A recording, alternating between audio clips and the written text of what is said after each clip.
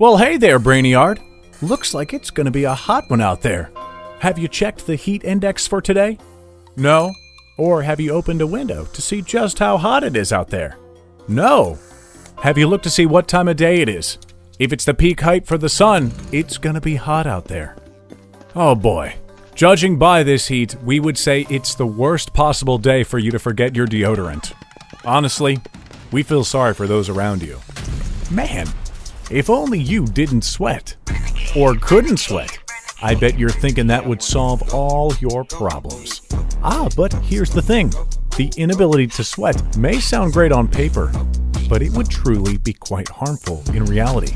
I mean, sure, not sweating would mean less stinkiness at the gym, less of a need to shower daily, and of course, less dirty laundry that you would have to do.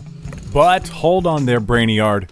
I think it's about time you learned just how important sweat is, because without it, there'd be quite a few consequences to your body. And believe it or not, there'd even be deadly consequences.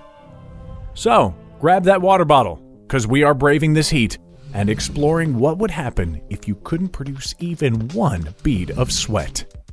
As nutty as it may sound, the inability to sweat is an actual medical condition. In the medical community, it is known as anhidrosis, but it also goes by another name, hypohidrosis. This condition can manifest in many ways, meaning sometimes it is only small areas of the skin that are affected, and other times it can be huge patches of skin or even your entire body that loses the ability to sweat.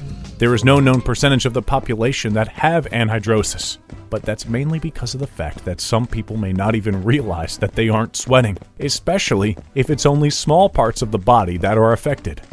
Whoa, we know what you're thinking. No sweating. This sounds amazing. Even better if it was just my armpits that were affected. Sign me up. Well, we're here to tell you right now that this is not something you want to wish for.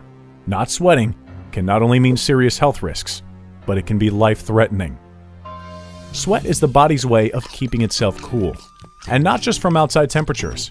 When your metabolism burns calories, heat is produced. And believe it or not, this can overheat you. You sweat all the time. Even if you don't notice it, it's a constant process that keeps you healthy throughout your day, as your body's temperature naturally fluctuates. Here's how it works. When our bodies start to overheat, our autonomic nervous system sends a message to the eccrine sweat glands, and they let you know it's time to sweat. As the beads of sweat start to evaporate, they carry away some of the heat with it, and you start to cool down. It's a surprisingly effective process, as even a pea-sized bead of sweat can cool about 1 liter of blood by 1 degree Fahrenheit. And don't forget, humans are especially good at sweating too. It's what makes us such fantastic long-distance runners. The ability to stay cool is an incredible survival tool, one that has helped humanity to thrive. Which brings us to the dangers of not sweating. People afflicted with anhidrosis are extremely limited when it comes to their ability to exercise or do any physical labor at all. And if they find themselves in a situation where the temperature is particularly high, well, they could be in serious trouble real fast. Right off the bat, they would find that they are at an extreme risk for contracting heat stroke and heat exhaustion. These are very serious conditions that cause your body's way of dealing with the heat to shut down. Some signs that you could be experiencing these illnesses are a body temperature that is greater than 104 degrees Fahrenheit, dry skin, confusion, and your skin would emanate heat. Kinda weird to think that an overheated body would actually start to produce heat on the skin. If there was no one around to help, the next phase would be going into a coma, or potentially even death. Scared yet, Brainiard? Well, good. Maybe you should be.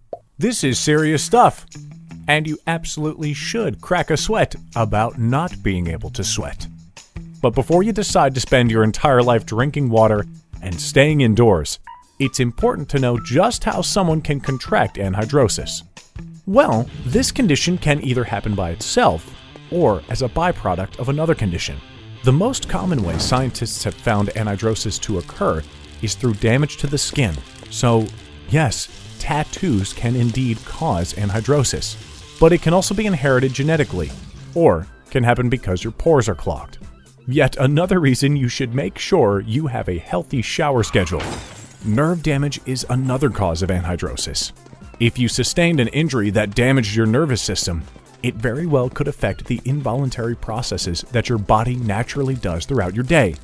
Processes like perspiration.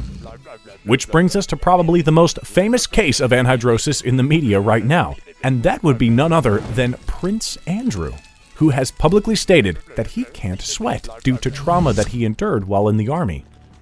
The thing is, as crazy as this may sound, or as bananas as it may seem that stress from being in the army could cause you not to sweat, this very well could be the reason that Prince Andrew developed anhidrosis. And here's how, according to science. Prince Andrew could have had a bad reaction to certain medications that are given to all servicemen, and, well, now he just can't sweat. It's also not impossible that his skin was subject to extreme trauma, particularly something like the extreme cold, and it was damaged in a way that anhidrosis occurred. But the prince went on record to say that it was due to the high adrenaline levels his body would get from being shot at. So, how about this reason? Could having extended periods of high stress and adrenaline cause anhidrosis? The answer is yes.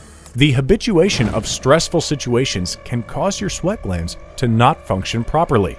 If Prince Andrew was indeed under high levels of stress from being under gunfire for long periods of time, this very well could have affected him in such a way that it would cause anhidrosis. We feel for you, Your Highness. After all, not being able to keep yourself cool sounds like it wouldn't be too hot. In fact, Prince Andrew's condition would be an awfully uncomfortable way to live day to day. Remember, Prince Andrew's body, just like ours, is always trying to maintain that sweet spot of 98.6 degrees Fahrenheit. It's just the right temperature for all of us to work properly. There's a window of about 8 degrees higher than that before things start to get really serious, and this temperature is referred to as the critical thermal maximum. Gotta say, that's a pretty cool name. This threshold varies from person to person based on levels of hydration, physicality, and the person's individual level of acclimation to heat. But once the internal temperature hits around that 107 degree mark, hyperthermia would set in, not to be confused with hypothermia, which is when your body is far too cold. Hyperthermia is serious stuff. The symptoms are muscle cramps, fatigue, red skin, racing heart rate, dizziness, headache, nausea, vomiting, and overall weakness.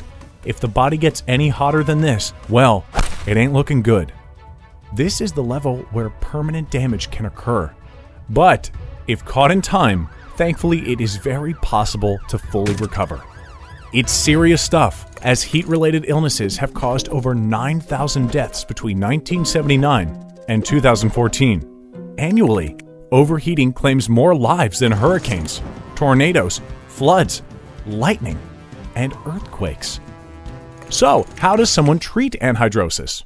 Well, in many cases, it may go away on its own, but in many other cases, you can't treat it. If there was another condition that was causing it, then doctors can treat that. But many times the best thing to do is just to make sure you are always hydrated. Keep an eye on how hot it is outside, and make sure you have a buddy with you if you are going to spend long bouts of time in the heat. That way, if something goes wrong, they can be there to drag you into the shade to keep you cool, bring you some water, or, of course, call 911 so you can get to a doctor as soon as possible. Hey, the buddy system saves lives. What can we say? So, there you have it, Brainiard. Why you need to be able to sweat. And frankly, why you should be super thankful that you can even produce this salty coolant that keeps your body at a healthy temperature. Yes, it's smelly. Yes, it's gross. Yes, it has certainly ruined a few first dates with some dramatically drenched pit stains. But it is essential for humans to be able to exercise, be outdoors for extended periods of time, and also just keep ourselves cool and healthy throughout our day as we metabolize our food, exercise, and work. Be thankful you can sweat. After all, not all of us are as lucky. I mean, you could be like poor Prince Andrew. Wait a second, that guy's a prince. Being like him wouldn't be bad at all.